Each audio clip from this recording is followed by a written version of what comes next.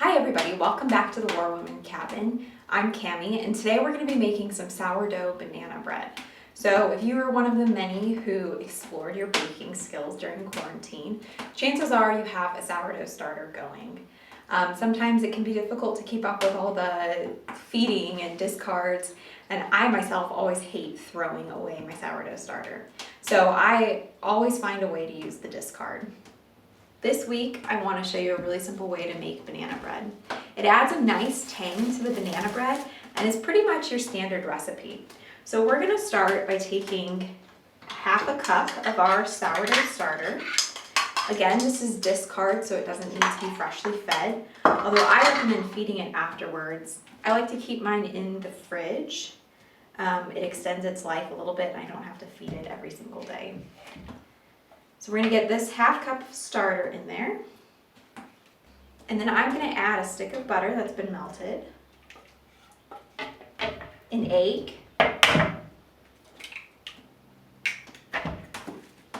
and my sugar. So this is going to take a cup of sugar. I'm going to stir that all together, get it well mixed. Okay, then I'm going to mash 2 ripe bananas with just a couple tablespoons of milk. And I like to just mash them with the back of a fork. If they're ripe enough, they should break up really easily.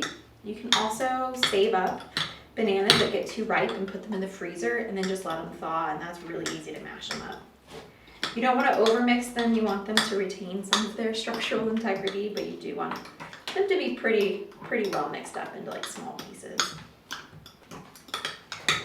I'm going to let these bananas and milk just sit for a minute, and I'm going to come back to my main batter. To this, I want to add 2 cups of flour, a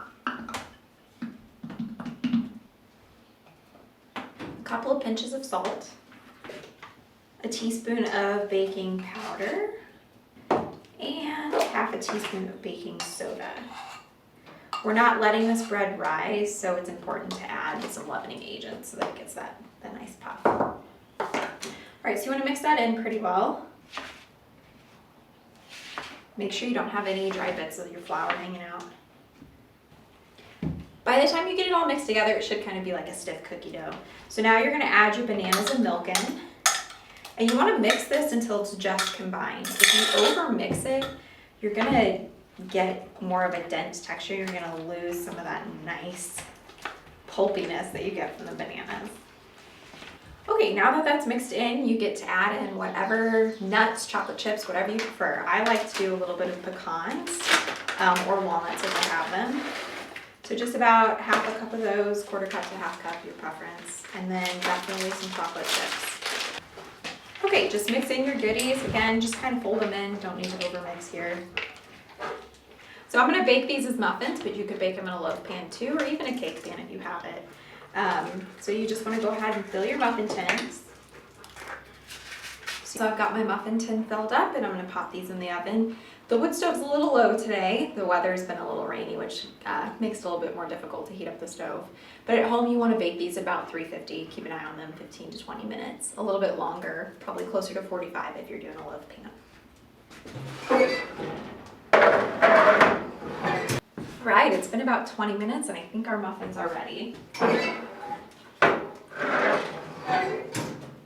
As you can see, the wood stove definitely gave these a rustic appearance. You can tell where the hottest spot was by how brown some of these got on top. But otherwise, they look pretty good. I don't think any of them are too overbaked, just a little extra golden.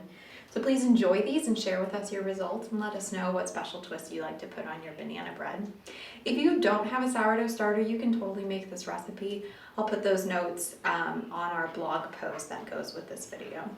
As always, thank you again for joining us. Please subscribe to our YouTube channel. It's Magazine Foxfire. Check out all of our other great videos that we have there on gardening and how to hew a log. And we'll have plenty more coming for you over the summer, so you want to make sure you stay up to date on those. If you're interested, please also consider subscribing to our Patreon. If that's not up your alley, then please just follow us on Instagram and Facebook, or check out our website, www.foxfire.org. Thank you, and we'll see you next time.